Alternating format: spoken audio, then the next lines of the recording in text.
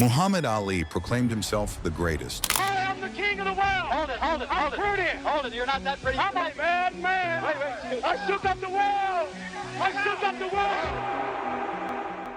But even he looked up to the peerless Sugar Ray Robinson, the most perfect, most complete boxer to ever step foot inside a ring, and a flamboyant showman outside of it. I say I'm the greatest heavyweight of all time, but pound for pound, I still say Sugar Ray Robinson was the greatest of all time. But what would you say if you were told the legend we know today hated being in the ring, and his life was plagued by controversies that included extra-marital affairs, domestic abuse, and even murder?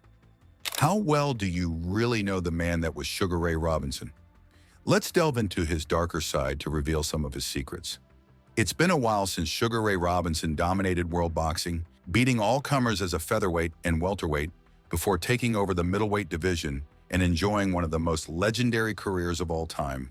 Those who saw him back then witnessed true greatness because he was quite simply one of the best, if not the best, to ever do it. But behind the scenes, he led a notorious playboy lifestyle, and his extravagant spending saw him depleted and fighting for humiliatingly low purses before his career had even finished. It was a sad, almost pitiful end to the most stellar of careers. But how did it come to this? Well, we'll come to that soon enough, but before we get there, let's remind ourselves, just for old time's sake, of the many, many highlights of Sugar Ray Robinson's incredible life in boxing.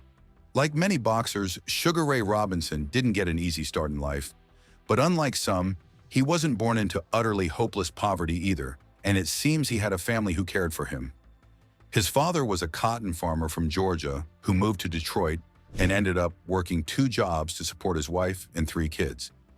Later, Robinson commented that he only saw his father once a week, and he wished he'd spent more time with him growing up. But then his parents split up, and his mother took him and his 2 older sisters to Harlem in New York, and that's where the young Robinson lived out his teenage years. A reckless kid, he got into scrapes with street gangs, was married at 16, had a son, and was divorced by 19. It seems this kind of behavior is something he never grew out of, but again, we'll get to that later. But despite all this, he originally harbored ambitions of becoming a doctor until he dropped out of school at 14 and set his sights on becoming a boxer instead. Robinson had been drawn to boxing since his days in Detroit, where he had grown up on the same block as another boxing great, Joe Louis, a man he described as his idol.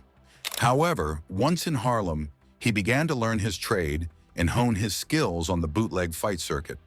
The name he was given at birth was Walker Smith Jr., but to compete in his first official amateur match, he was forced to borrow the fight license of another boxer named Ray Robinson, and after that, he found himself stuck with the name. As the story goes, later, a sports writer commented to his manager, George Gainford, that he had a sweet fighter on his hands, to which Gainsford replied, "Sweet as sugar." And so he became known as Sugar Ray Robinson, arguably the greatest boxer to ever lace up a pair of gloves. Ray Robinson went on to be a dominant amateur and was supposedly never defeated in 85 bouts. He is said to have won 69 of these contests by KO, with 40 coming in the first round, and having defeated everyone in front of him, he was ready to turn pro by 19. Robinson's pro debut came on the undercard of a fight night at New York's Madison Square Garden, no less, and true to form, he ended the contest in only the second round by TKO. Having turned pro in October, he fought a further 5 times before the end of the year, and the early part of his career was nothing if not prolific. In his second year as a pro, he fought 20 times, and his third year in the pro ranks saw him step through the ropes a further 14 times, taking his record to an impressive 40-0 in just over 2 full years. But he wasn't just knocking over journeymen. In those first 3 years, he mixed it at the top right from the start, and his early resume includes victories over the likes of world champion Sammy Angat twice, former world champion Fritzy Zivik twice, and future world champion Marty Servo also twice. It's pretty hard to imagine modern prospects being let anywhere near fighters of this caliber that early in their careers, right? But those were different times, and boxers back then were a different breed. And one by one, Robinson blew them all away. And the only reason Robinson wasn't crowned lightweight champ during his early career was because Angat only agreed to fight him above the lightweight limit for fear of losing his belt. It was also during this period that Robinson first crossed paths with one of the opponents that would come to define his career in the same way that Frazier would later define Ali's. And that man was the Raging Bull, Jake LaMotta. When the two met for the first time, Robinson had been campaigning at welterweight, while LaMotta, although giving away 3 inches in height, was a natural middleweight. As a result, LaMotta weighed in 12.5 pounds heavier than Robinson, and the fight represented an intriguing clash of styles. Robinson was by far the superior all-round boxer, with speed and versatility on his side. LaMotta, however, had famously never been knocked to the canvas, and his legendary ability to take punishment while continuing to march forward means he is now regarded as having had arguably the best chin in boxing history. On the night, Robinson was able to box at range and even land the harder punches, and he emerged victorious by way of a 10-round unanimous decision. But one of boxing's all-time classic rivalries had begun, and the pair would face off a further 5 times before they both hung up their gloves at the end of their careers. This victory, as well as a string of solid wins against high-level and world-class opponents, saw Robinson named Ring Magazine's Fighter of the Year, the first of the 2 times he was awarded this prestigious accolade. The first rematch with LaMotta came 4 months later in Robinson's 41st fight after he had notched up 4 more wins in the interim. This time, Robinson gave away 16 pounds in weight, and LaMotta was able to make it count, dominating the later rounds and knocking Robinson out of the ring after a fast start by Robinson.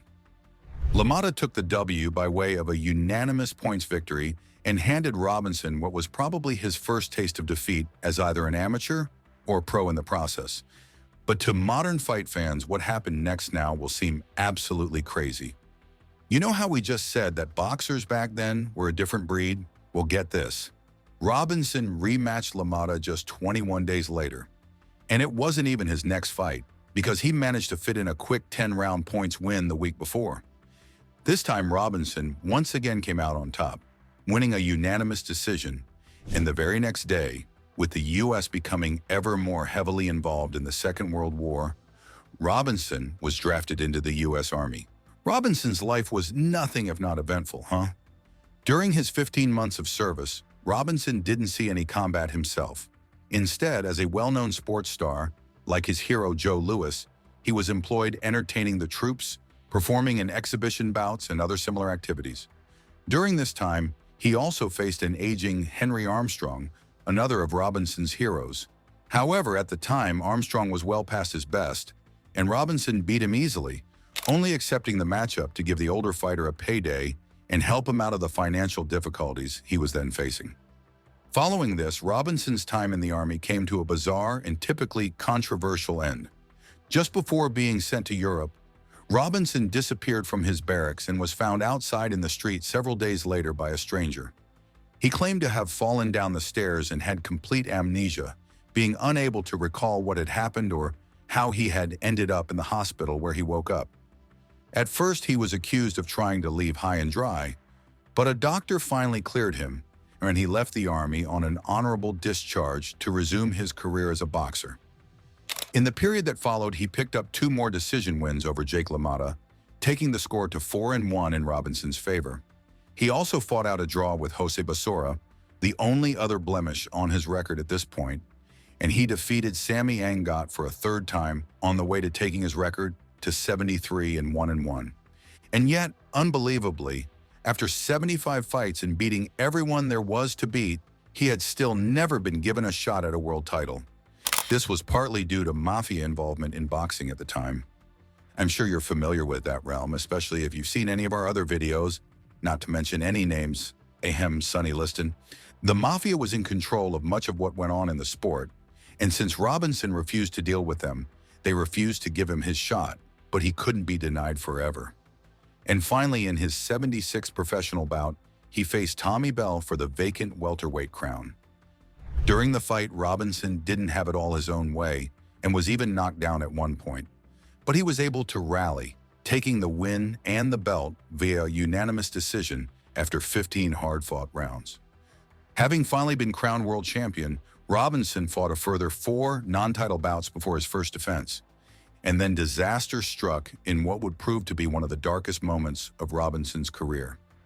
Back then, there was a rule that the champion had to defend his title every 6 months.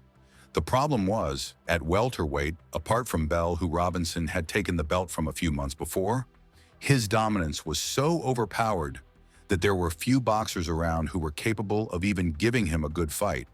And so it was that Jimmy Doyle was chosen to face him, more or less representing the best of the rest. But the decision to put this young boxer in against Robinson proved to be a tragic one. The exact details of what happened before the fight are disputed, but it goes something like this. On the day before the fight, or maybe a few days earlier, Robinson supposedly woke up during the night in a cold sweat, having dreamt that he had just knocked Doyle out, and that he had been screaming at Doyle to get up while his opponent lay unconscious and unresponsive on the floor. He was so upset by his dream that he attempted to pull out of the bout, but his handlers, perhaps motivated by the money they would lose if the fight was canceled, attempted to persuade him to continue with the matchup. Eventually, they resorted to bringing in a Catholic priest to convince him that the dream had been nothing more than just that, and eventually, Robinson agreed to go ahead with the fight. On the night, Doyle proved to be game and fought his heart out against the champion, but he was clearly overmatched. And then in the 8th, when Doyle launched an attack with a right hand, Robinson deftly avoided the blow, countering with a powerful left hook to Doyle's chin. Doyle toppled back, banging his head on the canvas. The referee began the count, but with Doyle unconscious on the ground, he stopped before he reached 10. Doyle was rushed to the hospital but never woke up, and he died around 17 hours later of a cerebral hemorrhage. Robinson's chilling inkling had come true. It later turned out that Doyle had recently spent 9 months out of the ring following a KO loss to Artie Levine. In that fight, when he was knocked out, he had hit his head on the corner post going down, which gave him a serious concussion. Nowadays, he would probably never have been cleared to fight, and for a time, Robinson faced the possibility of being charged with manslaughter for the death, although the charges were never pursued. Understandably, though, Robinson took the death badly. He set up a fund for Doyle's parents, giving them $50 per month for the next 10 years, although, of course, he could do nothing to bring back their son. But was Robinson to blame in any way? No, of course not. He had tried to pull out of the match following his dream, and he hadn't meant to harm the boy. When questioned by the coroner if he had meant to get the boy in trouble, he replied, "Mister, it's my business to get him in trouble." He was a professional boxer, and it was his job to knock people out. But that doesn't mean he wanted anything bad to happen to his opponents. Later in his autobiography, he wrote, "I had knocked out guys before, dozens of them, but in those fights I always had a good feeling, a conquering feeling, when I saw them being counted out. Maybe because I could see that they weren't really hurt. But now, with Doyle stretched out and his eyes blank, I had that empty feeling you get when something in your life is really wrong. And all I could think of was the dream. You warned me, God, you told me. Why did I let everybody talk me out of it?" Following the Doyle tragedy, he only defended his welterweight title a further 4 times, but he remained active fighting all the top opponents who were put in front of him. In the next sequence of fights, he twice defeated future Hall of Famer and all-time great Cuban boxer Kid Gavilan, once in a title defense. He boxed out the second draw of his career with Henry Brim, and he also faced George Costner for the 2nd time. That fight had a little bit of extra needle since Costner also went by the name of Sugar, something Robinson didn't appreciate. As they met in the center of the ring before the first bell, Robinson was heard telling Costner, "Your name ain't Sugar, mine is." After which he proceeded to knock him clean out just before the end of the first round. By this point, the 5'11" Robinson was starting to have trouble making the welterweight limit, so he prepared to switch to the higher middleweight division. In his 113th fight, he defeated Robert Villemin to claim the vacant Pennsylvania state middleweight title. He dropped back down to welterweight for his final defense in that division, and then vacated his welterweight belt to campaign as a fully fledged middleweight from then on. At middleweight, he avenged one of his previous draws by defeating Jose Basora, and he also beat Bobo Olsen in the first of their 4 showdowns. And then who did he find waiting for him in possession of the middleweight belts that he had now set his sights on? Of course. Who else? None other than his old foe, Jake LaMotta. In the end, the fight turned out to be a largely one-sided affair, with Robinson controlling the fight for 10 rounds and then punishing LaMotta before the end, causing the referee to jump in and stop it with LaMotta sagging on the ropes. In doing so, the referee saved LaMotta from hitting the canvas for what would have been the only time in his entire career. But such was the beating Robinson administered that the fight, which took place on February 14th, became known as the St. Valentine's Day Massacre. It was the last time the two faced off, with the score set at 5-1 in Robinson's favor. After sharing the ring 6 times and beating each other up for a total of 63 rounds, LaMotta later remarked that he had fought Sugar so many times he almost got diabetes. After picking up a title in a second weight class and putting the rivalry with LaMotta to bed once and for all, Robinson took 2 more fights in the U.S. before embarking on a tour of Europe. Once there, he quickly dispatched 4 fighters in France, Switzerland, and Belgium in just under 4 weeks, before a 5th match in Germany was ruled a no contest in slightly bizarre circumstances.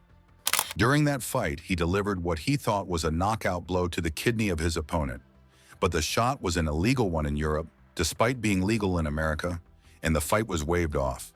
Then after picking up 1 more victory in Italy, he headed to London to face Randolph Turpin, and in a stunning upset, Turpin took the win after 15 grueling rounds, packing Robinson back off stateside minus his belts. There they are. They put their arms around each other. Sugar Ray Robinson being escorted to his corner by Randolph Turpin. Both were great fighters and great sportsmen. The rematch was held back in Miami, with Robinson winning by knockout in the 10th. And that year, he was awarded Ring Magazine's Fighter of the Year award for the 2nd time. After defending his belt successfully twice more, once against Olsen and once against former champion Rocky Graziano, he stepped up to light heavyweight to challenge for a title in a 3rd weight division by taking on Joey Maxim in New York's Yankee Stadium. The 1952 light heavyweight championship fight between champion Joey Maxim and the great Sugar Ray Robinson. The fashionable phrase we use nowadays for such audacious attempts is that he was daring to be great. But sadly, fate was against him that day. He started well and was leading on the scorecards, but temperatures soared above 100 degrees and the referee soon passed out due to the heat. Then after the 13th, Robinson himself, a naturally energetic and busy fighter, also swooned from the heat and was unable to answer the bell for the 14th. The win was awarded to Maxim, and it was to be the only time Robinson lost by any kind of knockout in his whole career, albeit not one administered by the fists of an opponent. He then retired with his record standing at 132 wins, 3 losses, 2 draws, and 1 tie, which would have been astonishing enough. But the story didn't finish there, because he still had more history to create. Sugar Ray Robinson always said that the quality a boxer needed above any other was rhythm. So it's perhaps no surprise that once he turned his back on the sport that made him a household name, he moved into show business to try to make a career for himself as a singer and dancer. Unfortunately for him, though, it didn't quite work out, and he was unable to make enough money to pay for the extravagant lifestyle he had grown accustomed to. So just 2.5 years later, at the age of 33, he found himself back in the ring trying to raise some cash. He suffered a setback in his 2nd fight back when he lost to Ralph Tiger Jones on points. But he quickly maneuvered himself into a position to fight for the title again, this time against Bobo Olsen, a man he had previously defeated twice. He took Olsen's title by knocking him out in the 2nd, and then defeated him for the 4th time the following year in his first title defense, this time taking 4 rounds to get the job done. In his next defense, Robinson lost his title to Gene Fullmer before regaining it by 5th round KO a couple of months later.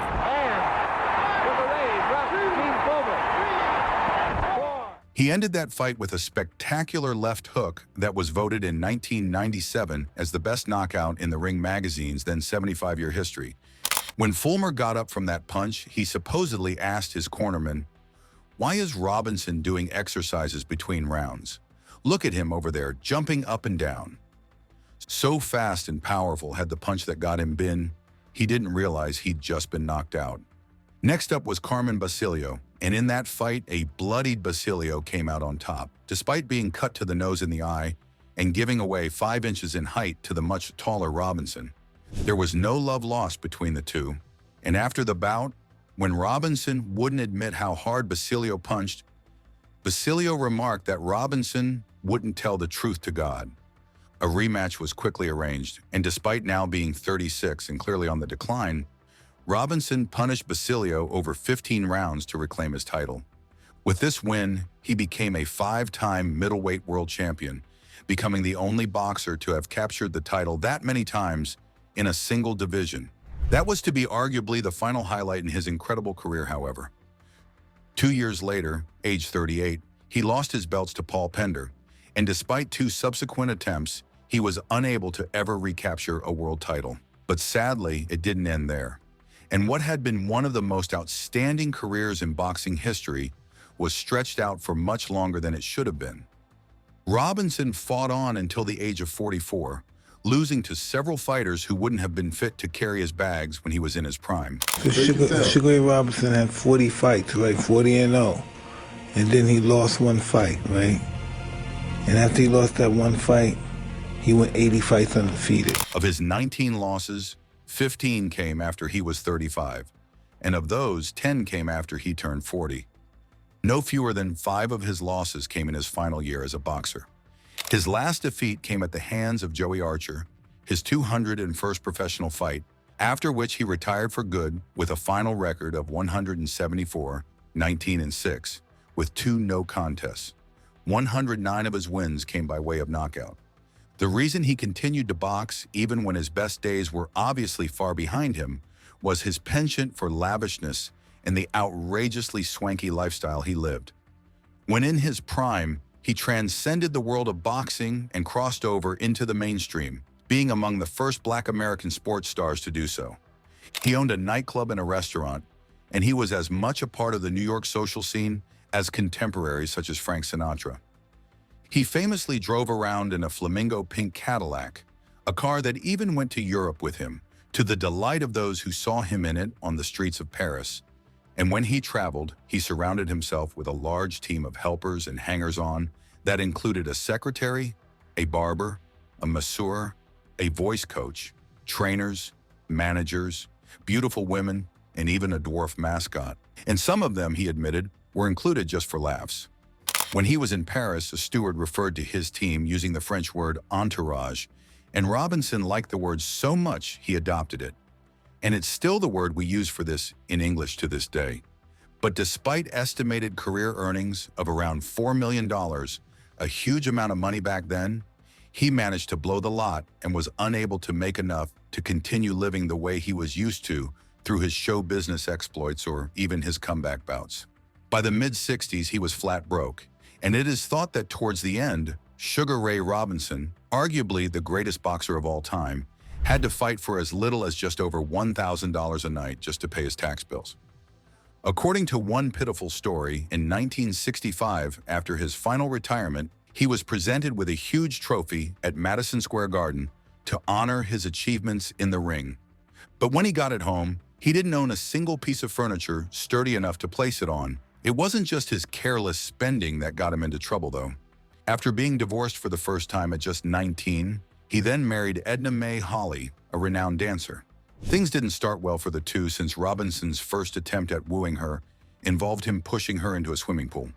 Understandably, this didn't go down too well, but through his persistence, they began dating and finally ended up spending 18 years married. However, during this time, Robinson was frequently unfaithful, and he also subjected her to domestic violence. For her part, she remained largely silent about it all, but later admitted that he could be a rascal. We can fairly assume that this was something of an understatement, but as a boxer, how good was he actually? He was known as a complete boxer who had every tool in the box and could fight in any style. He could adapt to whoever was standing in front of him and could get in close and brawl or box at range to control the fight. He had great footwork, he had speed and punching power in both hands, and he had a solid and underrated chin. He also had the ability to knock a fighter out while retreating on the back foot, and he had what he himself valued most of all: rhythm. Joe Louis called him the best ever, while Floyd Patterson hailed his speed, combinations, and guts. Henry Armstrong was way past his best when he faced a fresh, 22-year-old Robinson. But when asked whether he would have had a chance against Robinson had he faced him in his prime, Armstrong, the only man ever to hold consecutive titles in 3 weight classes, replied, "Mister, I couldn't have licked this kid the best day I ever saw." Even Muhammad Ali, the self-proclaimed greatest, idolized Ray Robinson, admiring his timing, his speed, and his reflexes. Ali, a man not known for his humility, conceded that pound for pound, Sugar Ray Robinson was the greatest boxer ever to do it. Indeed, the very expression pound for pound that boxing fans now so much love to debate was first coined when talking about Sugar Ray Robinson and how good he was. Fight fans now look back fondly on all the great fights he was involved in, his memorable tussles with LaMotta, the 5 middleweight titles he captured, and his effort to become light heavyweight champ after starting his career as a featherweight. He was truly one of a kind. More cynical boxing fans may point out that Robinson ducked fighting Charlie Burley, one of the so-called Murderers Row boxers. These were a group of highly avoided fighters who people preferred not to fight due to the high-risk, low-reward nature of bouts with them. But come on, did Robinson duck Burley? Of course not. In a career that spanned 201 fights, he fought everyone that was put in front of him, and he would have taken on anyone if it made financial sense. It's just that the money was never put on the table to make such a fight worth taking. Robinson died in 1989 at the age of 67. At the time, he was being looked after by his 3rd wife and had been suffering from Alzheimer's disease and diabetes. The official cause of death was heart disease. Among all his achievements in the ring, one of the things he will be most remembered for is the 6 fights he shared with Jake LaMotta. Those fights formed a major part of his boxing legacy, and later, he was best man at LaMotta's wedding. Once, he told an interviewer, "I've never enjoyed boxing. It's just a business with me. I know I've never enjoyed it. It reminds me of something barbaric when 2 people get in a pit and they throw money at them and they fight." No, just the opposite, Ed. I've never enjoyed boxing. It's just a business with me, and I guess I know I've never enjoyed it. It reminds me of the old, something barbaric when 2 people get in a pit and they throw money at them and they fight. But he also once said, "Boxing is my business, and I enjoy my business." But regardless of how he felt about the sport that made him famous, there have been few other people ever born that did it better than him. What do you think? Was Sugar Ray Robinson the greatest ever pound-for-pound fighter? Or if not, who was better? How do you rate his career? And what was your favorite moment? We'd love to hear your thoughts, so please drop us a comment below. And if you like this video, don't forget to give us a like and a follow before you go. See you on the next one.